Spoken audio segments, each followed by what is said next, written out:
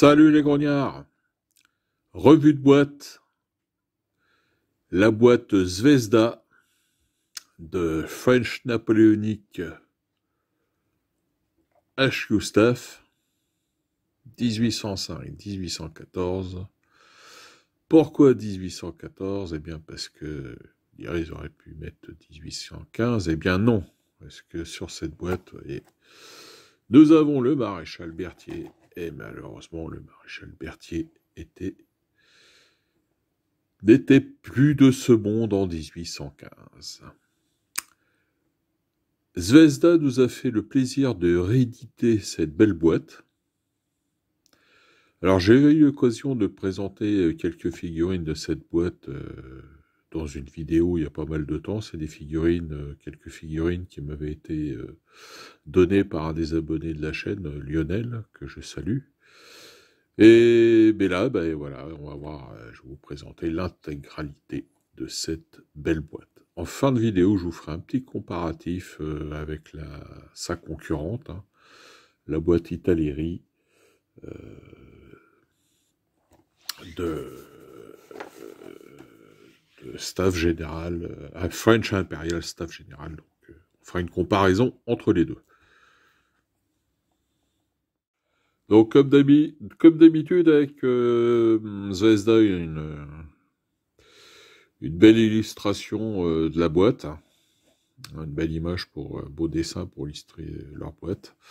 C'est la référence 80-80 chez l'172 évidemment. Derrière, on a donc ce qui compose la boîte avec les peintures. Hein.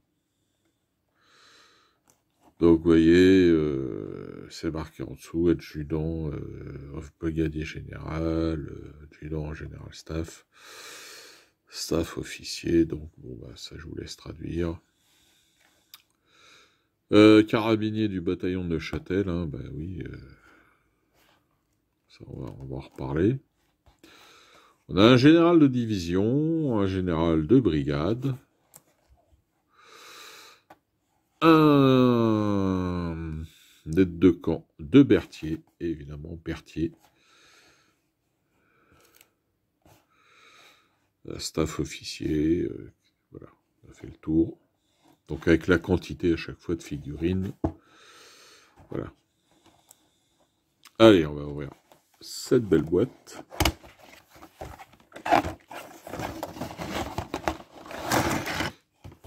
Alors, on a du plastique gris. Plastique dur. Pas trop dur. Comme il faut. En général, on n'est jamais déçu par le plastique de chez Zvezda, hein, il faut bien le dire. Donc là, on a un peu de multipart, hein, on a juste les sacs à dos des carabiniers du bataillon de Neuchâtel. Bataillon de Neuchâtel, puisque le maréchal Berthier était prince de Neuchâtel. Alors, ils étaient surnommés, ce bataillon de Neuchâtel était surnommé les Canaris de Berthier. Voilà, parce que leur couleur d'uniforme jaune. Alors, on va comment? Alors, c'est pas de même grappe, hein, mais il y a évidemment des figurines qui sont communes aux deux grappes. Non, même pas, non. Je vous raconte des salades. Non, non, normalement, peut-être... Ouais, non, même pas. Je regarde ça vite fait. Si, il y a, je crois qu'il y a on retrouve l'aide de camp de Berthier. Bon, enfin bref. Donc on a déjà la table, hein, petit assemblage à faire. Alors, est-ce que je vais arriver à vous faire une vue de près? De très près même. Voilà. Donc là, évidemment, on peut admirer toute la belle gravure de Zvezda et du moulage. La qualité de moulage, puisqu'on n'a pas de ligne de moulage, on n'a pas de flash. c'est du très propre. Donc représenté avec le plumet, le bicorne, hein, c'est un aide de camp. Il y a d'ailleurs là, on voit sur sa manche le brassard des aides de camp, hein, qui était différente selon le grade du général auquel ils étaient. C'était un général de brigade ou un général de corps d'armée, la couleur du brassard, ou un maréchal, la couleur du brassard n'était pas la même. Là, on a un cheval, beau cheval avec tout l'enraînage. Hein. Bon, historiquement, c'est très très bon. Un autre cheval. Bon, par contre, là, c'est un peu le même. Ah non, si. Je raconte des salades ou pas? Ah, si, c'est le même. C'est le même parce qu'évidemment, il y a le même aide de camp. Là, donc, on a deux figurines les mêmes, hein, puisqu'en fait, on peut faire un peu deux fois la même scénette. Donc, il transmet les ordres. Ah, c'est pareil. Ouais.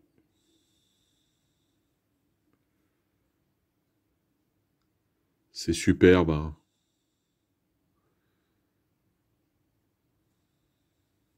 Très beaux uniformes, évidemment. Alors là, donc, on a un aide de camp de Berthier, et évidemment, là aussi, donc, tenue à la hussarde. Très, très joli. Et là, on a un général. Alors, qu'est-ce qu'ils nous ont mis sur la boîte? C'est un brigadier général. Bon, on va faire un général de brigade, hein, si on veut. C'est... Attendez, on va voir, on va regarder. Voilà. Ouais. Alors j'aime beaucoup le bicorne. Donc la bicorne portée en colonne. Qu'est-ce que j'ai raté d'autre sur cette figurine? Ah ouais, alors on a deux fois le général de brigade. Hein. Je vous montre là. Voilà, donc ça c'est pas mal. Possibilité de faire. Alors il faut l'accompagner, hein, sur un socle.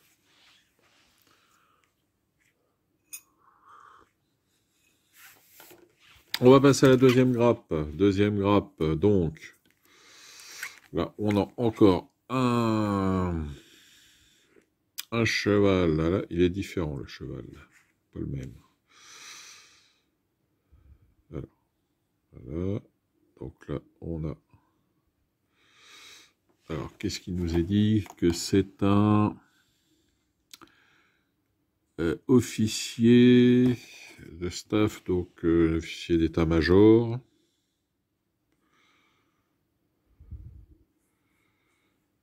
On regarde à peu près. Voilà. C'est très très très propre. Tout le détail est fait par le graveur. C'était vraiment... On a envie de dire, demander à Zvezda, mais où est passé ce graveur? Donc là, on a les carabiniers, donc, qui pourront se mettre sur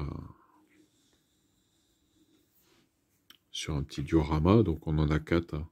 L'autre, il est là. Donc là, on va les regarder d'un peu plus près, ces carabiniers. Très très propre. Enfin, je l'ai déjà dit, j'avais déjà 3-4 fois que je répète très très propre, et c'est vrai que... Puis bon, moi j'aime bien.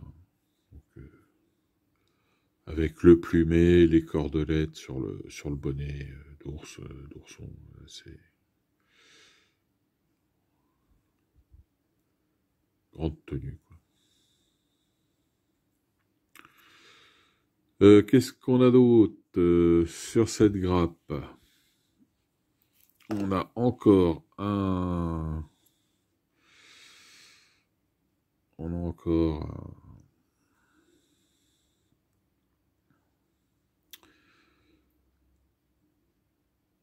un aide de camp de Berthier. Et là, on a un autre personnage, donc qui est pareil, un officier d'état-major.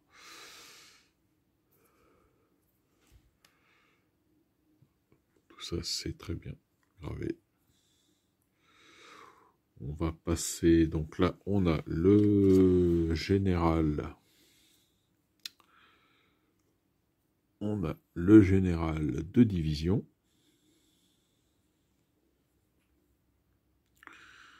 Donc, qui à première vue a reçu ses ordres. Alors là, lui, il porte le bicorne, par contre, en bataille. C'est-à-dire parallèle aux épaules.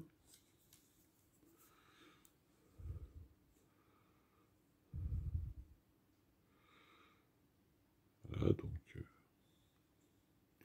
avec sa ceinture, enfin son écharpe. On appelle pas ça une ceinture, on appelle ça une écharpe. Tous les généraux avaient une écharpe, comme les maréchaux. Pareil, différentes selon leur grade. Et là, donc, on a le maréchal Berthier, chef d'état-major de l'empereur. Son ombre, on va dire.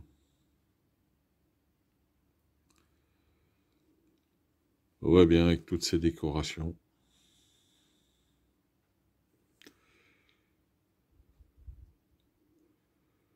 Le prince de Neuchâtel. Voilà, on a même son bicorne et son sabre. Je me suis perdu. Attendez. Bien. Je vais vous faire avoir le mal de mer à bouger la grappe dans tous les sens. Voilà.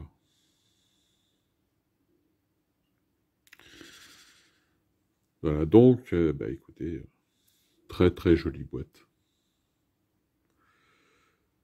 Merci à Zvezda de l'avoir réédité, hein, on était beaucoup à l'attendre. Qu'est-ce que je vous ai pas montré? Il y a le plan, évidemment. Hein. Il y a un peu d'assemblage. Zvezda, n'oublie pas de nous fournir un plan. Voilà. Alors maintenant, on va faire la comparaison avec la boîte Italeri. Alors voilà la grappe, bon il y a quelques absents parce que je suis en train de les peindre des figurines, mais c'est juste, on va essayer de juste regarder par exemple la taille. Et là on voit que, en fait, ouais on est pas mal, hein, on est quasiment l'équivalent. Donc il est tout à fait possible de mixer les figurines sur le même socle.